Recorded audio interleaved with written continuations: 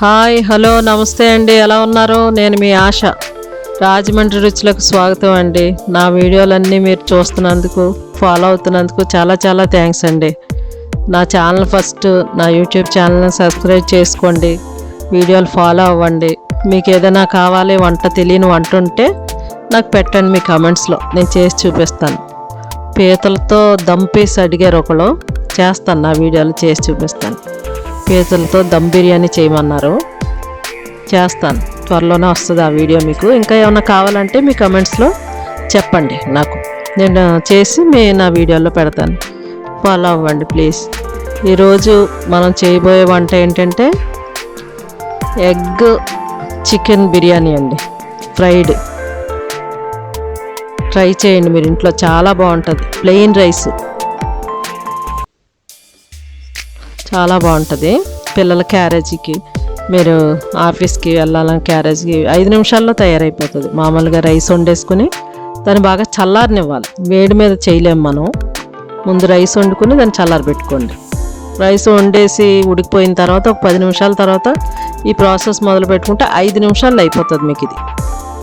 దానికి కావలసిన పదార్థాలు చూసుకుందామండి. రైస్ ఉడకబెట్టుకొని వండేసుకుని పక్కన పెట్టుకున్నాను, చల్లారి పెట్టుకున్నాను. పొయ్యి మీద బాణీలు పెట్టుకుందాం. దాంట్లో 2 స్పూన్లు ఆయిల్ వేసుకుందాం. 2 స్పూన్లు బాణీలు హీట్ ఎక్కనివ్వండి. ఎక్కువగా ఆయిల్ అక్కర్లేదండి, ప్లెయిన్ కదా, పిల్లలు తినడానికి అది బాగుంటుంది. ఎక్కువ ఆయిల్గా ఉండకూడదు. 2 డబుల్ ఎగ్స్ అండి.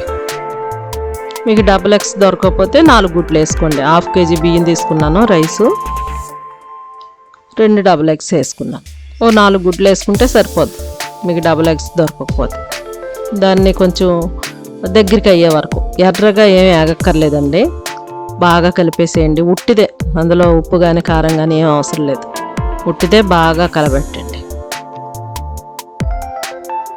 సరే, దగ్గరికి ఉట్టి తెలుసు కదా, ఎగ్ ఉట్టినే గట్టి పడిపోతుంది మీకు, జస్ట్ ఆవిరికే దగ్గరికి అయిపోతుంది.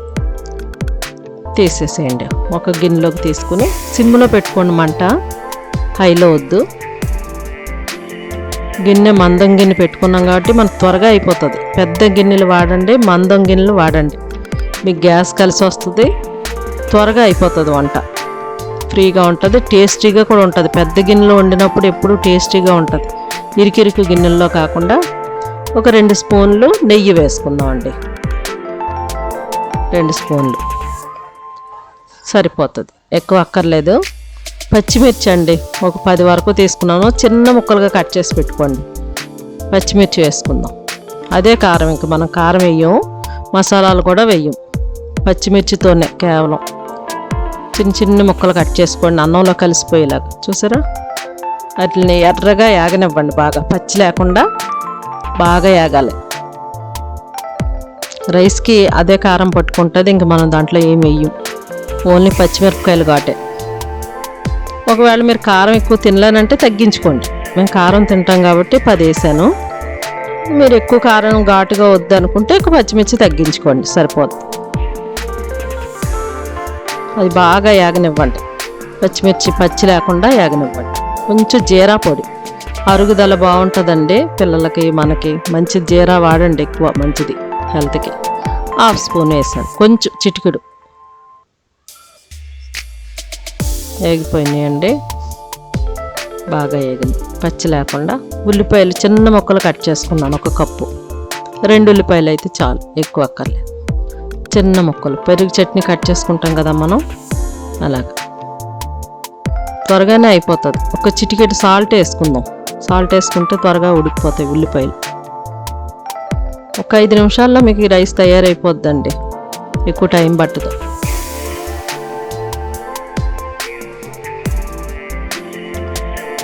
ఒక్క నిమిషం అలా అయిపోయింది సార్, అప్పుడే కలర్ మారింది ఉల్లిపాయ.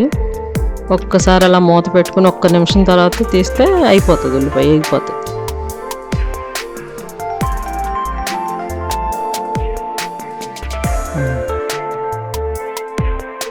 అయిపోయిందండి, వేగిపోయింది. చూసారా, దగ్గరికి అయిపోయింది, ఉల్లిపాయ బాగా ఉడికింది.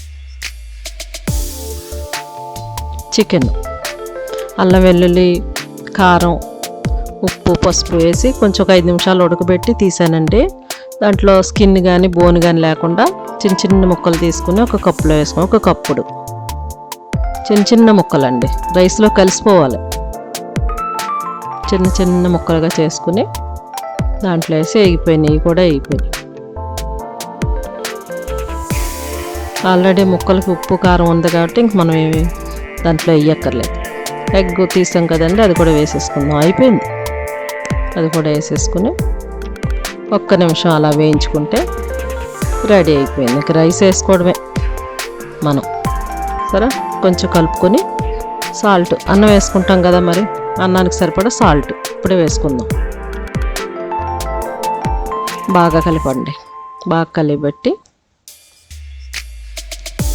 ఇంకేం వేగక్కర్లేదండి, వేగిపోయింది, ఎర్రగా వేగిపోయింది. చూసారా, దాంట్లో వైట్ రైస్ వండి పెట్టుకున్నాం కదా, చల్లార్చుకుని కొంచెం కొత్తిమీర పుదీనా 1 కప్పు. మనం మసాలాలు వాడలేదు కదా, పుదీనా ఫ్లేవర్, ఈ ఘాటు సరిపోతుంది మీకు రైస్కి. ఇంకా మసాలా ఏమి అల్లం వెల్లుల్లి కూడా వాడలేము మనం, ఓన్లీ పుదీనా. హెల్త్కి మంచిదండి పుదీనా, వాడండి మీరు. రైస్ వేసేసుకుందాం. కొంచెం ముద్ద ఎక్కువ అవ్వకుండా కొంచెం పలుగ్గానే వండండి, ముద్దగా కాకుండా విడివిడిగా వచ్చేటట్టుగా. చూసారా, 1/2 కేజీ రైస్ పైన వేసుకుని ఒక్క నిమిషం అలాగా సిమ్లో ఉంచండి. ఒక్క నిమిషం అలా ఉంచి మూత పెట్టి ఒక్క నిమిషం ఉంచితే స్టవ్ ఆపేసుకోవచ్చు. రెడీ అయిపోతుంది మీకు రైస్. ఇందులో నిమ్మకాయ కూడా పిండక్కర్లేదండి, టమాటా కానీ ఏమి సాసులు కానీ ఏం వాడలేదు, ఓన్లీ ప్లెయిన్ రైస్. చూసారా ఎంత బాగుందో, కమ్మడిగా ఉంటుంది. మీరు ట్రై చేయండి ఇంట్లో, చాలా బాగుంటుంది.